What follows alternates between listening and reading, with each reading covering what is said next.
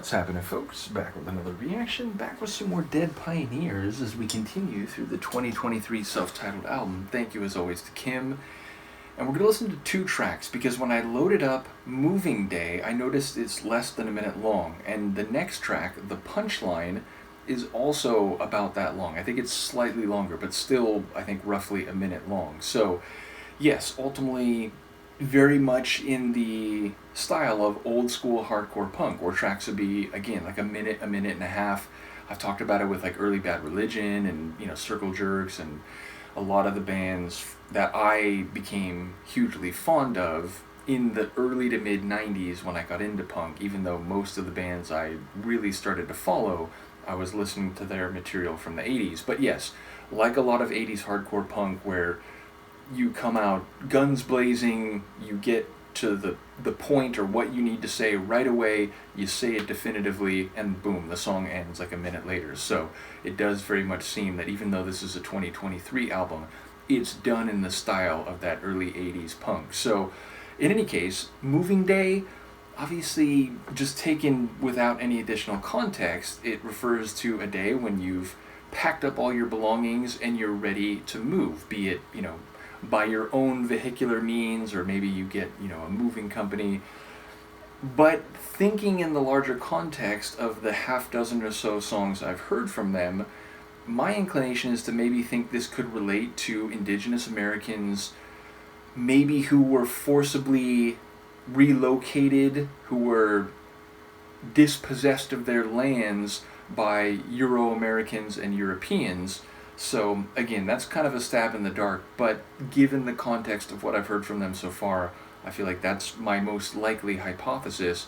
The Punchline, of course, that could be something that is not really funny, but which is sort of this ironic and or painfully humorous perspective or take on something that is maybe taken seriously by people who have not looked at whatever the cultural, political, social situation is more critically. So, again, they're very limited titles in terms of the actual words on the page, but those are my best hypotheses. Let's give a listen and see what I can pick up.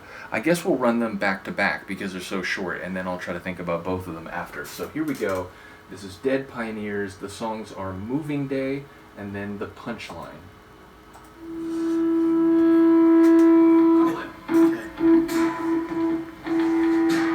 History books make Indian removal sound like an elaborate moving day.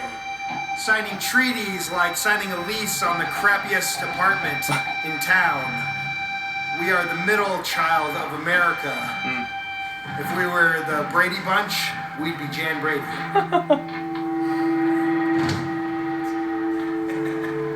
I don't know a lot about the Brady Bunch, but I know enough to get that joke.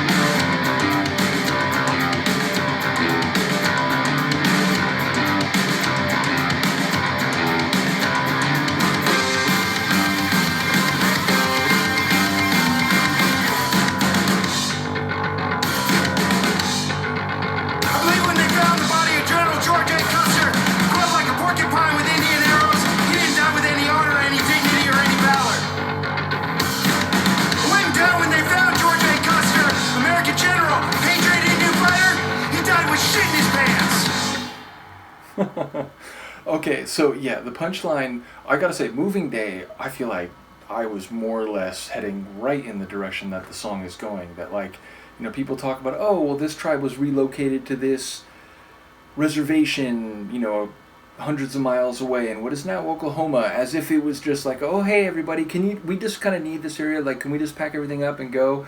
But it's, if you know anything about, the Trail of Tears or the other experiences of tribal groups that were forcibly removed, often after, like, bloody military campaigns with atrocities aplenty, then you'll know that it was not so simple as a moving day. And then, there's some comical lines in there, which, again, they really do remind me of the Dead Kennedys. Not only because the lead singer's voice, when he's speaking, and, maybe without a little bit of a lisp, which, Jello Biafra kind of famously has. But he does sound a little like Jello Biafra. Secondarily, the humor here, the kind of like dark, sardonic humor, is very much a Dead Kennedys flavor. But yeah, saying that like, these indigenous American tribal groups were like the middle children of American history. And, the middle children or middle child concept is that it like doesn't get as much attention and support as the first child, nor the baby child, the youngest child, who tends to be doted upon and perhaps given indulgences and special treatment in a way that, the earlier children did not get. So the middle child's kind of in between and is, maybe the forgotten child or the child that is, given the least benefits of the situation. And then, of course, making that Brady Bunch joke, which again, I've not watched much Brady Bunch, but I've seen memes online referencing Jan. So either way, like a funny, it wasn't really a song, right? It's more kind of like a spoken word interlude with, a bit of like dissonant sonic background. But then the punchline, talking about General Custer, who like, again, famously his last stand, and in some circles I think he's seen as kind of this like, he's an American martyr, he died with his boots on and whatever. But the joke, the punchline, is not only was he peppered with arrows and, died a very inglorious death, but probably pooped his pants.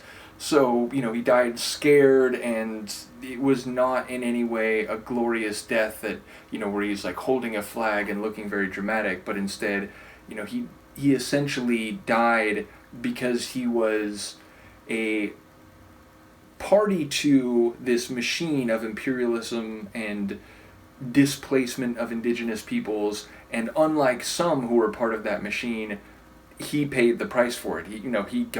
He went looking for trouble, if you will, and he got it. So yeah, again, the punchline that he actually pooped him is, I think, an amusing, not surprising articulation of the title, the punchline. So yeah, these guys are straight to the point. They are incisive. They're knowledgeable in American history, but they also have a sense of comedy. So like, to me, it's like the essence of punk rock, and specifically the essence of like, Dead Kennedys style punk rock. And I'm a huge Dead Kennedys fan, so yeah, that's very much in the right way for me. So let me know what you think. Once again, big shout out to Kim as well as to Brian, who I understand has been watching these reactions. Wishing you both the very, very best, hoping things can turn as good as possible, and shout out to all the folks who are, like those who are sympathetic to the lessons and the attitudes of punk rock, dealing with a very unpleasant and disagreeable world at the moment, and hoping that it can turn better as well. So let me know what you think, and I'll see you next time. Peace.